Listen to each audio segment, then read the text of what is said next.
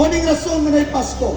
Ang Pasko dili lang kada December ta nga makadungdog o mohandog ta. Ang Pasko dapat kada adlaw ni. Kaya ang Pasko nato mao man si Kristo. Amen. Si Jesus ang tinuod nga Pasko nato. Although nag-celebrate ta kay si Jesus na tao man, tinuod man yun nga natao si Jesus, pero ang rason nga si Jesus na tao, aron siya mulukat nimo og nako. Kay kitang tanan, matod sa Roma 3:23, ang tanan nakasala og nahilayo kita sa Dios.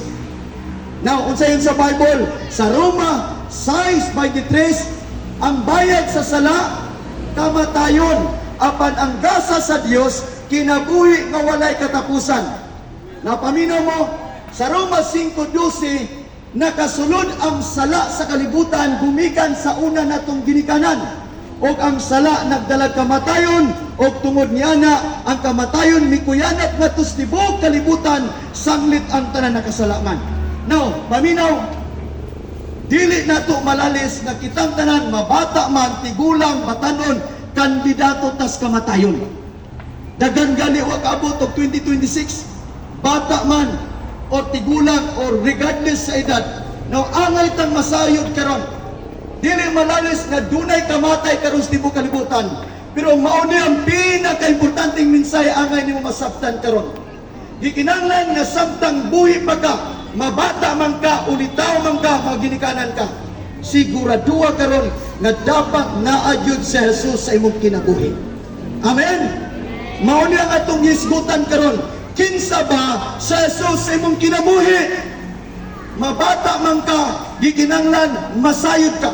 Dapat na kay knowledge, dapat na kay wisdom, na imong angkonon si Jesus, na si Jesus ang akong manluluwas. Amen. Si Jesus ang makapasaylo sa akong mga sala. Na balikon ako, si Jesus sa iyang pagkatao, matod sa Bible sa Isaiah chapter 9 verse 6, matod sa propesya ni Isaiah na adunay batang lalaki nga matao, nagihatag na ni kanato nga ang tibuok pang gobyerno mailalom sa iyang abaga. O kini nga bata paganganlan siya og gamhanan, kahibulungan, magtatambag, amahan nga walay katapusan, Dios nga labing gamhanan og hari sa pakigdait. Now, kinsa ba ning bata nga gihatag? Kinsa gali? Si Jesus. So, klaro na to. Kinsa day ning bata nga gipropesiya ni Isaias? Bata nga paganganlan siya og kahibulungan. Paganganlan sa Dios nga labing gamhanan. Sa ato pa, si Jesus dili ordinaryong bata. Amen.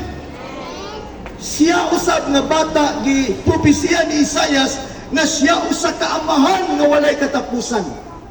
Kita nanginahanglan tag amahan, kay amahan mo'y mukayod, aron mo pakaon nato, aron mabuhi na, aron tagaan tag nindot nga kaugmaon. Sa samang paagi, si Jesus gusto siyang mga mahan nga ni kanato. Amen. Tungod kay si Jesus, dili ordinaryong bata. Kabantay ka. Pagkatao ni Jesus, dunay tulog ka, gitawag og malamon. Tulog ka wise men, gitawag nila og nag three kings. Pero sa Bible, ang specific na description nila, sila mga wise men, mga maalamon. Na try to imagine, bata pa si Jesus na tao dito sa pasungan, pero gisimba siya sa tulog ng mga maalamon. Tungod kay nasabta nila nga kining bata, dili ordinaryo, siya ang Mesiyas. Amen? Meaning, siya ang manluluwas sa tibuok katawan sa Israel. O dili lang sa tibuok Israel, siya ang manluluwas sa tanang tao sa tibuok kalibutan. Ato palakpakan si Jesus. Muna ikisutan sa John 3:16. Kinsay makamemorize sa John 3:16? Bata. John 3:16. Okay. John 3:16.